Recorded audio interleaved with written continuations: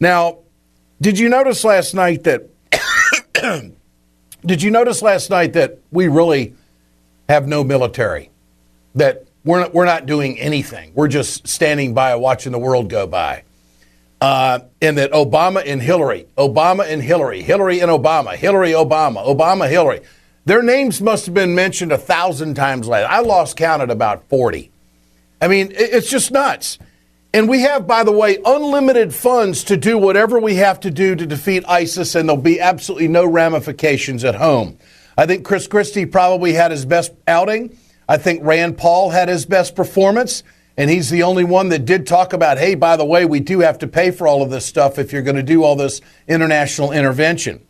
But the fearmonger of the night goes to the undercard debate, and that was Senator Lindsey Graham, who says that he still wished that George W. Bush was the president of the United States. I about fell off my chair. I'd like to stop sending $350 billion overseas to buy oil from people who hate our guts, wouldn't you? Wouldn't you like to export natural gas to cut Putin's legs out from under him? Yep. I'm not afraid of a guy riding around on a horse without his shirt. The guy's got a pair of twos, and we got a full house, and he's walking all over Obama. Mike, the surge worked. It worked. George W. Bush made mistakes, but he did adjust. I blame Obama for ISIL, not Bush. I'm tired of beating on Bush. I miss George W. Bush. I wish you were president right now. We wouldn't be in this mess.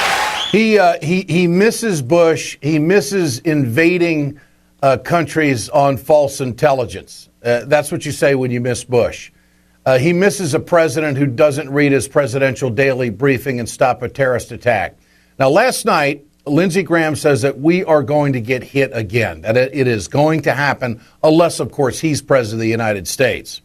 Now, there has to be a little correction here. Last night, the Republicans tried to pin everything on Obama. Let's remember two elections that Obama made it very clear that he was going to get us out of Iraq. And he was willing to leave troops in Iraq if we had come to a status forces agreement. And Lindsey Graham is forgetting this. And the reason why we did not have a status forces agreement is because of that nut job and that hood that Bush put in there, Maliki. Maliki wanted sovereignty over American troops. And Obama would not go along with that in any way, shape, or form. In other words, if there was a firefight in Iraq and the Iraqis didn't like the way it turned out, they could put American troops, GIs, on trial in the Iraqi court system. Now, do you want the American military to be at the mercy of another country? This is why we did not have a status forces agreement.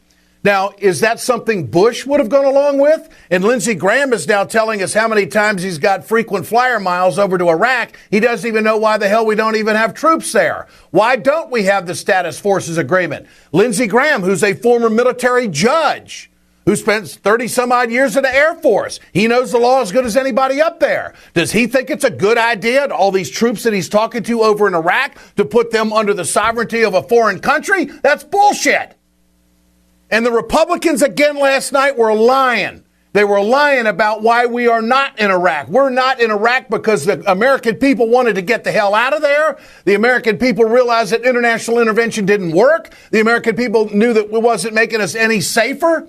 And the fact is that the American people were not in favor of making sure that our military was under the guidance of Iraqi leadership. It's crazy. You think the United States Marine Corps goes to Camp Lejeune to do all the boot camps so they can go work for freaking Maliki? And the media sits there and doesn't correct anybody or set the record straight. But if you'll notice, that's why Lindsey Graham got so emotional about this last night, because he wanted to make sure the crowd was on what he was saying. The crowd bought a bunch of lies.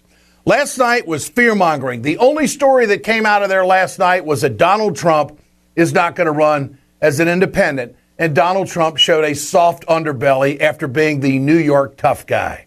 Who won? Who lost? What about Cruz and Rubio going back and forth? What about Trump and Bush going back and forth? And I think Bush did this. He says, I'm not going to win this thing, but I'm at least going to bloody up Trump. Trump ain't going to get away with this. I'm going to smack him down good. I'm going to call him the chaos president, the chaos candidate. Didn't do any good. Bush didn't help himself last night. He's still a Bush, and the American people don't want it.